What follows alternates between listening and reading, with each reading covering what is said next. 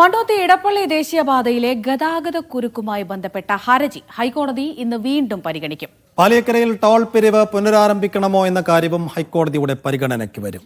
Toll നിരക്ക് കുറയ്ക്കുന്നത് സംബന്ധിച്ച് കേന്ദ്രം ഇന്ന് കോടതിയിൽ നിലപാടറിയിക്കും. തകർന്ന റോഡിന് ആനുപാതികമായി നിരക്ക് കുറയ്ക്കേണ്ടതല്ലേ എന്നാണ് കോടതിയുടെ ചോദ്യം.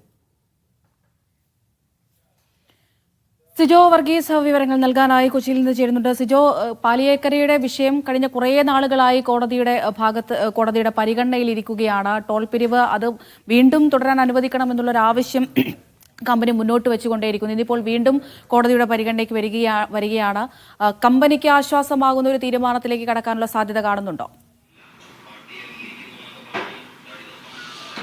അമൃത സൈഫുദ്ദീൻ, ഇടപ്പള്ളി മണ്ണുത്തി ദേശീയപാതയുടെ നിർമ്മാണവുമായി ബന്ധപ്പെട്ടാണ് വലിയ രീതിയിൽ ഗതാഗതക്കുരുക്ക് ഉണ്ടായത്. ഇതിനെ തുടർന്ന് ഓഗസ്റ്റ് 6-ന് ഈ പാലിയേക്കരയിലെ ടോൾ പിരിവ് നിർത്തിവെച്ച് ഉള്ള ഒരു ഇടക്കാല ഉത്തരവ് ഹൈക്കോടതി പുറപ്പെടുവിക്കുകയും ചെയ്തത്. ഇതുമായി ബന്ധപ്പെട്ട് ജില്ലാ കളക്ടറുടെ റിപ്പോർട്ട് കൂടി പരിഗണിച്ചാണ് ഇക്കാര്യത്തിൽ തുടർ നടപടി ഉണ്ടാവുക എന്ന് കോടതി നിരീക്ഷിക്കുകയും ചെയ്തിരുന്നു. അതായത് ഈ റോഡിൻ്റെ നിർമ്മാണ പ്രവർത്തനങ്ങൾ നടക്കുന്നുണ്ട്, പക്ഷേ സുരക്ഷാ പ്രശ്നങ്ങൾ ഇപ്പോഴും നിലനിൽക്കുന്നു എന്നുള്ളതാണ് ജില്ലാ കളക്ടർ നൽകിയ റിപ്പോർട്ട്.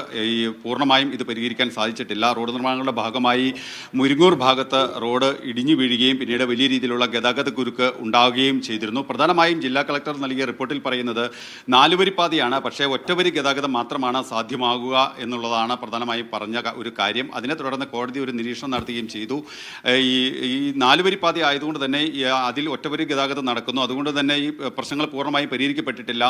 ഈ ടോൾ നിരക്ക് കുറയ്ക്കുന്നതുമായി ബന്ധപ്പെട്ട് കേന്ദ്രം ഏത് രീതിയിലുള്ള നിലപാട് സ്വീകരിക്കും എന്നാണ് കേന്ദ്രത്തോട് ആവശ്യപ്പെടുകയും ചെയ്തത്. ഇതുമായി ബന്ധപ്പെട്ട് ഒരു നിലപാട് ഇന്ന് ഹൈക്കോടതിയിൽ കേന്ദ്രം അറിയിക്കുകയും ചെയ്തു. ടോൾ നിരക്ക് കുറയ്ക്കാനാകുമോ എന്നുള്ള കാര്യത്തിൽ എന്തായാലും ഈ റോഡ് സുരക്ഷയും ഒപ്പം തന്നെ ടോൾ പിരിവും തമ്മിൽ ബന്ധമൊന്നുമില്ല. അതുകൊണ്ട് തന്നെ ഈ ടോൾ പിരിക്കാനുള്ള അനുമതി നൽകണം എന്നുള്ള ഒരു നിലപാടാണ് ദേശീയപാത അതോറിറ്റിയും ഒപ്പം ഈ ടോൾ പിരിവ് കമ്പനിയും പറയുന്നത്. അതുകൊണ്ട് തന്നെ അതിനുള്ള അനുമതി നൽകണം എന്നൊരു ആവശ്യമായിരിക്കും അവർ ഉന്നയിക്കുക. എന്തായാലും കേന്ദ്ര സർക്കാർ ഇക്കാര്യത്തിൽ എന്ത് നിലപാട് സ്വീകരിക്കും, ഈ ടോൾ നിരക്ക് കുറയ്ക്കാൻ സാധിക്കുമോ എന്നുള്ള കാര്യമാണ് ഏറ്റവും പ്രധാനമായും ആലോചിക്കുക. അതിൻ്റെ അടിസ്ഥാനത്തിൽ കൂടിയായിരിക്കും മറ്റ് തുടർ നടപടികൾ ഹൈക്കോടതി സ്വീകരിക്കുകയും ചെയ്യുക.